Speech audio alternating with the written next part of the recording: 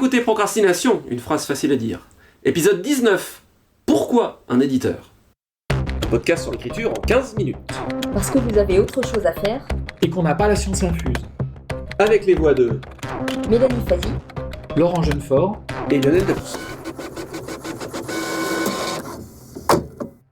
On parle beaucoup de la chaîne du livre de manière générale, on parle du milieu professionnel, on va pas rentrer dans la définition de qu'est-ce que c'est que l'écriture professionnelle, parce que ça pourrait presque faire un épisode à part entière, mais on tourne un peu bien sûr autour des questions d'édition, et peut-être qu'on s'est dit pourquoi finalement un éditeur, c'est quoi un éditeur, quel est son rôle, pourquoi éventuellement en avoir un, parce qu'il existe aussi l'auto-édition. Bon, nous trois sommes dans le marché de l'édition dite classique ou traditionnelle. Donc l'idée là, c'est de clarifier un peu cette fonction, parce qu'à l'expérience, on se rend compte que la chaîne du livre et ses fonctionnements souvent sont assez mal connus. Donc pourquoi un éditeur ? À quoi ça sert ? Et d'où ça vient ? Alors, l'éditeur, il est où dans la chaîne du livre ? La chaîne du livre, c'est d'un côté, vous avez l'auteur, et tout au bout, c'est-à-dire celui qui va produire le texte. Et puis tout au bout de la chaîne, de l'autre côté, vous avez le lecteur. Entre ça, vous avez plein de métiers. Vous avez l'éditeur, vous avez éventuellement le directeur de collection, vous avez le fabricant, vous avez le diffuseur, le distributeur et le libraire. Ça fait beaucoup de monde. L'éditeur, lui, dans cette chaîne, alors il va avoir plusieurs rôles, en fait. En France, quand on parle d'éditeur, ça va être l'équivalent dans le monde anglo-saxon de deux mots qui est éditeur et publisher. C'est ça. En général. L'éditeur et le publicateur, quoi. Voilà. Quelle personne responsable de la publication ? Moi, je dirais que c'est, s'il fallait le caractériser par un terme, c'est le chef d'orchestre du livre, pour moi. Il est réellement au cœur du livre, j'allais dire presque dans son process industriel. C'est d'abord lui qui va choisir le texte, c'est-à-dire l'auteur, et qui va régler l'avance sur droit. Peut-être un petit mot sur ce que c'est qu'une avance sur droit. Alors, une avance sur droit qui a fondu ces dernières années, mais on peut en parler quand même, c'est l'auteur, il est payé en droit d'auteur. Il n'est pas payé en salaire, il est payé, même si certains auteurs ont été mensualisés, mais c'était toujours des avances. C'est-à-dire qu'en fait, c'est l'éditeur, il va être une sorte de banquier pour l'auteur, et il va lui avancer, faire une avance sur ce que l'auteur touche en termes de droit d'auteur sur une vente de livres. C'est ça. En général, c'est de 8 à 12%, on va dire. Ouais. Mais, du prix hors taxe du livre. Mais comme il faut bien que l'auteur mange. Voilà, donc du coup, l'éditeur, il va lui faire une avance, qui est une avance garantie, c'est-à-dire que même si le livre n'atteint pas les objectifs qui est couvert par cette avance, il va garder l'avance. Ce qu'on appelle une avance garantie. Ce qui n'est pas forcément le cas dans tous les pays, d'ailleurs. Non, et de toute façon, la France est en train de rattraper les autres pays parce que en 20 ans, l'avance sur ses droits a été divisée par 2 quasiment, je dirais. En tout cas, moi, c'est ce que j'ai éprouvé en tant qu'auteur. Donc l'éditeur, il va choisir le texte, il va faire une avance, il va faire un travail éditorial sur le texte, c'est-à-dire qu'il va monitorer l'auteur, il va lui dire ce qui ne va pas, etc. Il va faire un travail de correction. Il va commander la fabrication du texte, la mise en page du texte, puis après sa fabrication physique. Il va dealer avec le distributeur et le diffuseur. C'est-à-dire la personne responsable de porter les livres au point de vente. Au point de vente, et à faire la promotion auprès du libraire d'abord, et auprès, d'une manière générale, des forces de vente. Et il va promouvoir le livre après sa publication, en envoyant des services de presse, etc. Ouais, en obtenant éventuellement, à travers tout le travail d'attaché de presse. Donc en fait, dans le travail d'éditeur, il y a une bonne demi-douzaine de rôles différents, en fait. Voilà. Ça n'a pas été toujours le cas, en fait. Et l'édition, c'est avant tout, c'est un énorme passé, en fait. On peut remonter au Moyen-Âge, mais si on parle réellement de l'édition moderne, c'est-à-dire industrielle, on peut considérer qu'elle est née au milieu du 19e siècle, avec l'alphabétisation massive, populaire, l'apparition des fascicules bon marché via l'invention du linotype, puis de la photogravure. Parce que c'est avant tout le livre, c'est avant tout une aventure technique. Et ça a ouvert des nouveaux marchés avec les manuels scolaires, la littérature de gare, qui nous intéresse nous, les encyclopédies, etc. Au XXe siècle, il y a eu une spécialisation. L'éditeur abandonne la distribution, proprement dite, C'est pour ça d'ailleurs que jusqu'au 19e siècle, quand on parle d'un éditeur, dans les livres, on parle de libraire. En fait, c'était des libraires. Et on a encore aujourd'hui, dans le genre qui nous intéresse, une petite tradition de libraire-éditeur, puisque tout à fait. La Talente, Critique, par exemple, sont des libraires à la base. Ouais. Devenus éditeurs aussi. Mais en tout cas, l'éditeur, il va abandonner au tout début du XXe siècle la distribution proprement dite pour se concentrer sur le texte et la gestion commerciale. Ça va être ça, ces deux fonctions principales. Ça va professionnaliser les auteurs aussi, cette vision-là. Il va y avoir l'apparition des collections et à partir de la deuxième moitié du XXe siècle, la concentration. On va voir l'apparition de groupes éditoriaux. Moi, j'ai vécu celle de Fleuve Noir, par exemple, qui était mon premier éditeur dans les années 80. Voilà, donc aujourd'hui, c'est ça, un éditeur, c'est ça. Ça va être quelqu'un qui va travailler le texte et qui va assurer la gestion commerciale du texte. Donc, pour moi, c'est une notion importante parce que de temps en temps, on entend dire, je lisais encore, j'étais encore tombé sur un blog où la personne déplorait l'aspect exploitation, infantilisation de l'auteur par l'éditeur.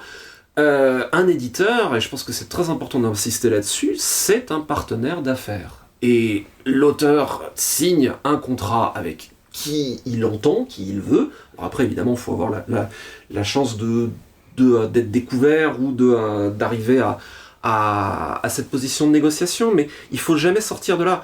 C'est vrai qu'évidemment, toute affaire de création est une affaire d'affect, est une affaire personnelle. On a mis son cœur et ses tripes dans son récit, on a envie qu'il soit aimé, lu, etc. Mais et c'est peut-être une difficulté dans le passage à l'échelon professionnel dans ce métier-là, c'est que s'il y a la casquette créatrice, attachée, viscérale, émotionnelle, tout ce qu'on veut, qui met son vécu, son cœur dans son texte, et il y a un aspect purement business, parce que l'édition est aussi une activité économique avec un marché, etc.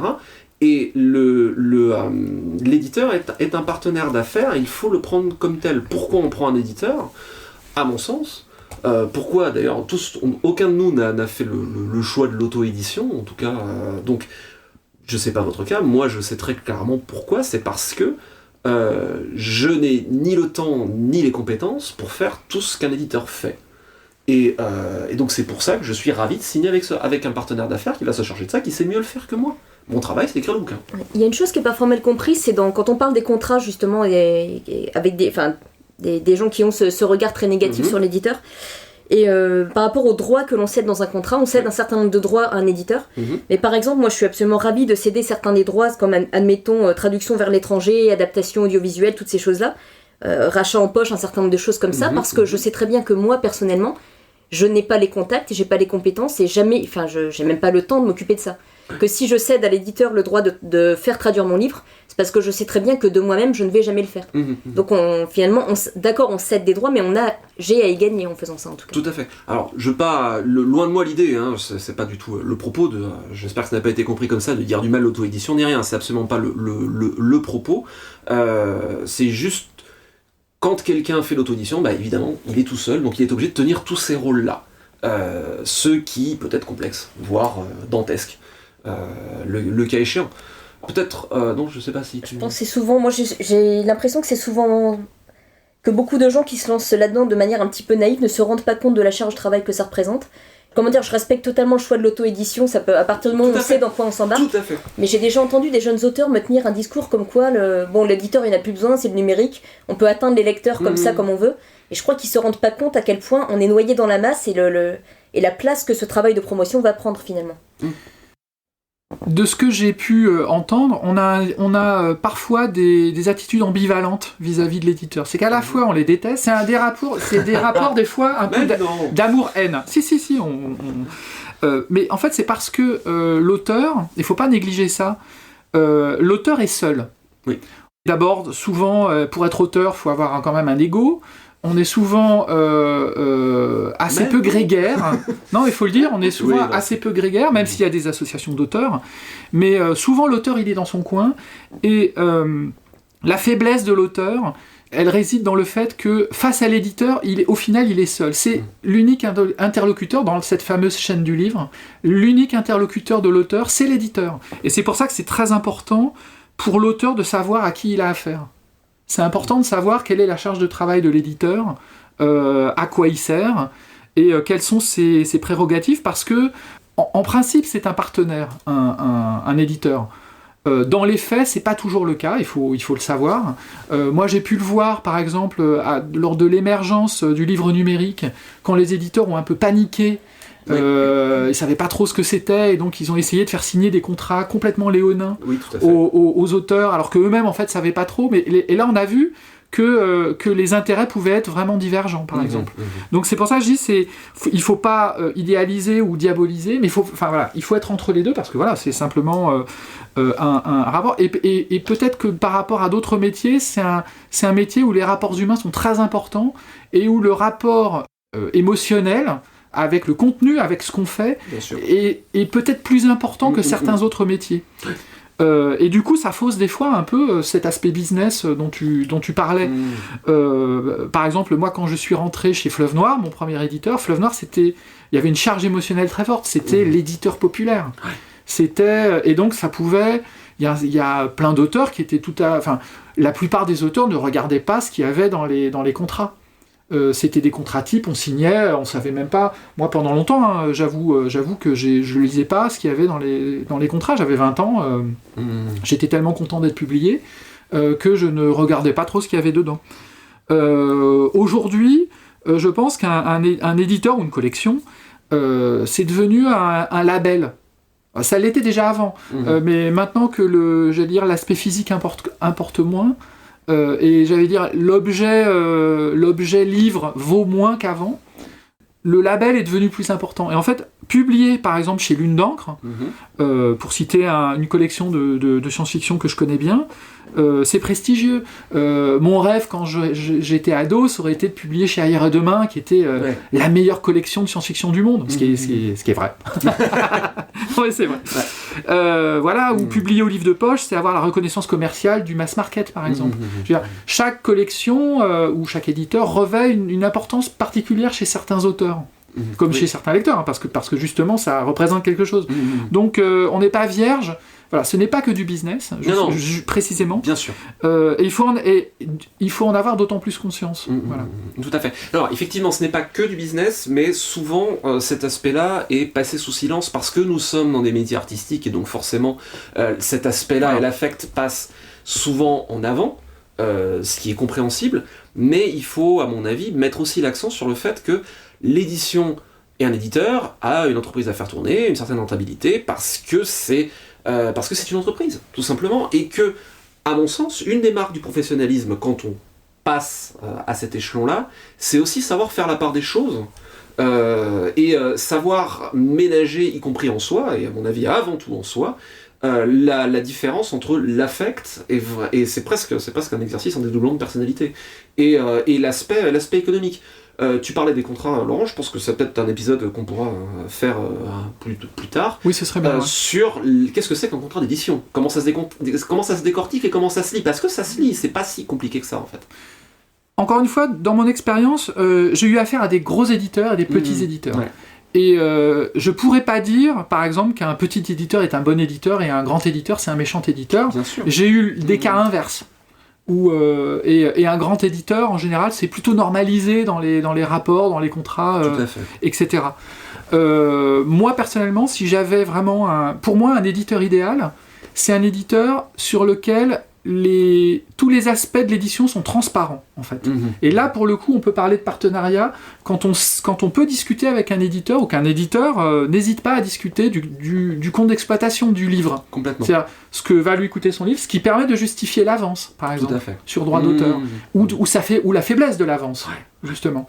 Voilà, exactement. Donc pour moi, un éditeur idéal, et l'éditeur idéal, il se fabrique aussi, j'allais dire. Il se fabrique dans le dialogue qu'on a avec l'éditeur. Tout à fait.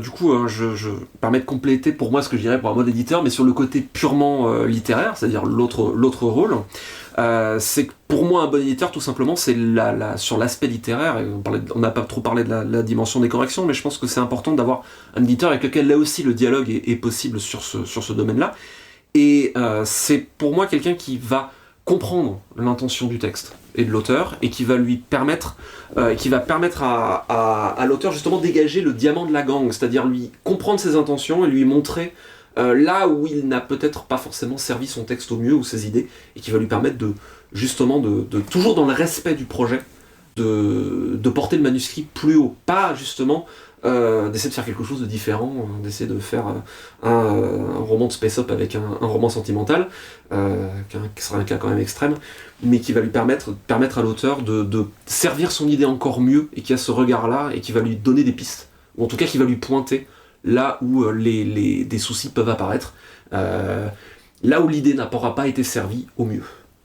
Nous arrivons à la fin, donc petite citation pour terminer. Citation de John Scalzi sur son excellent blog, je mettrai d'ailleurs dans les notes de l'épisode, la traduction maison à nouveau, puisque c'est de l'anglais, qui nous donne une définition de l'édition sur un très bon article d'ailleurs, par ailleurs. Il nous dit « L'édition, c'est une machine à produire des textes écrits avec compétence. C'est tout. » Et c'est tout. C'était Procrastination. Merci de nous avoir suivis. Maintenant, assez procrastiné. Allez, écrire.